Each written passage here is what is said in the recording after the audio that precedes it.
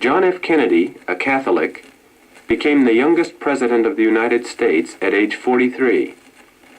He was very bright and graduated from Harvard University with highest honors. He fought bravely in World War II and was wounded in action in the Pacific. He was active in promoting peace, but was assassinated in Dallas, Texas on November 22, 1963. His death was mourned by people throughout the world. However, the flame that he kindled in people's hearts will never die. The following speech, The Strategy of Peace, was given at American University, Washington in 1963. Number 1. President Kennedy's speech, The Strategy of Peace. No government or social system is so evil that its people must be considered as lacking in virtue. As Americans, we find communism profoundly repugnant as a negation of personal freedom and dignity.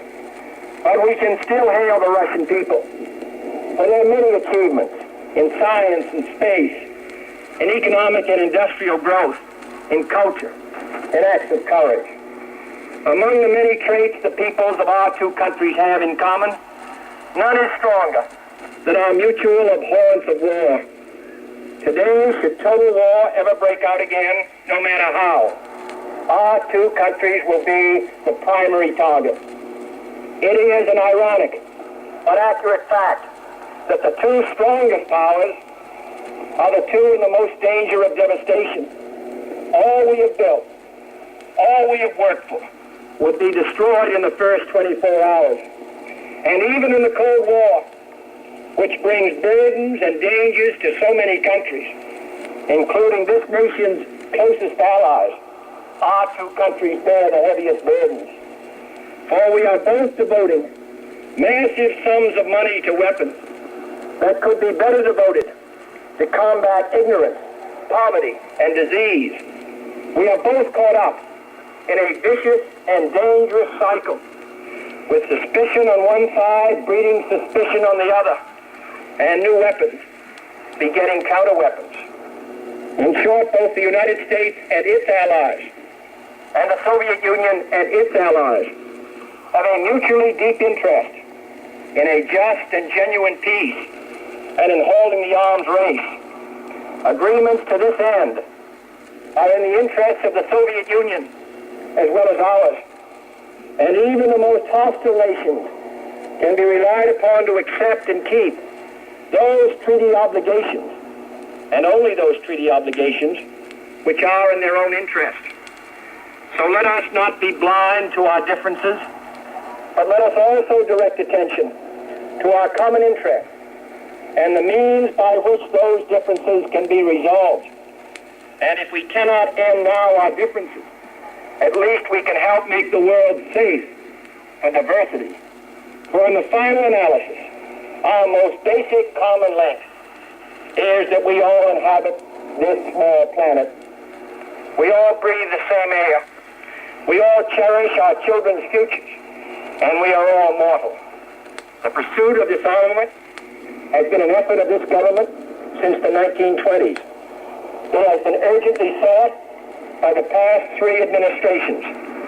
And however dim the prospects are today, we intend to continue this effort, to continue it, in order that all countries, including our own, can better grasp what the problems and the possibilities of disarmament are. The only major area of these negotiations where the end is in sight, yet where a fresh start is badly needed, is in a treaty to outlaw nuclear tests. The conclusion of such a treaty, so near and yet so far, would check the spiraling arms race in one of its most dangerous areas. It would place the nuclear powers in a position to deal more effectively with one of the greatest hazards which man faces in 1963, the further spread of nuclear arms. It would increase our security. It would decrease the prospects of war. Surely this goal is sufficiently important to require our steady pursuit, yielding neither to the temptation to give up the whole effort, nor the temptation to give up our insistence on vital and responsible safeguards. I'm taking this opportunity, therefore, to announce two important decisions in this regard.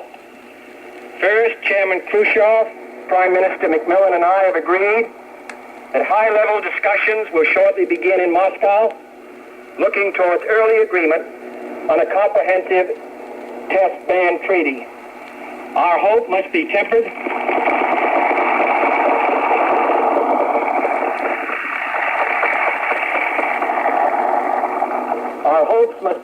with the caution of history, but with our hopes go the hopes of all mankind.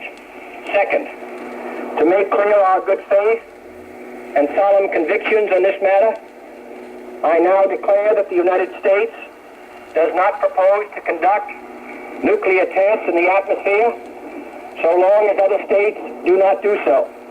We will not